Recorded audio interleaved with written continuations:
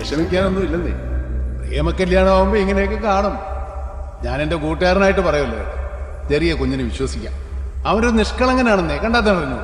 അവൻ ഒരിക്കലും ചതിക്കല. ആ കാര്യത്തിൽ ഞാൻ കാരണം കൊച്ചിന് ധൈര്യമായിട്ട് അവൻ്റെ കൂടെ ഇറങ്ങിപ്പോ.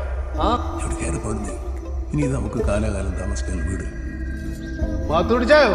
നാണ്ട് മുറ്റത്തൊരു മാലാ കുഞ്ഞു വന്ന് നിൽക്കുന്നു. ചെറിയ ഇറങ്ങി വേണാവേ. കാര്യങ്ങൾ നല്ല വ്യക്തമായിട്ടും ശക്തമായിട്ടും പറഞ്ഞു കൊടുക്കണം അതിന്റെ അപ്പനോടൊന്ന്. അല്ല ജോസേ, എന്നാ സംഭവം എന്നാ? ഇതാരാ ഈ പെങ്കുച്ചാരാ? ചെറിയ ഇത് പ്രേമിച്ച പെണ്ണ് ഹിന്ദു. ജോസേട്ടാ, എനിക്ക് ഹോസ്പിറ്റലിൽ പോകുന്നതേ ഭയങ്കര ക്ഷീണം. സെഡേഷൻ ഒന്നും പോയിട്ടില്ലേ? ഞാൻ ഒന്ന് കിടക്കാണ്. Good night.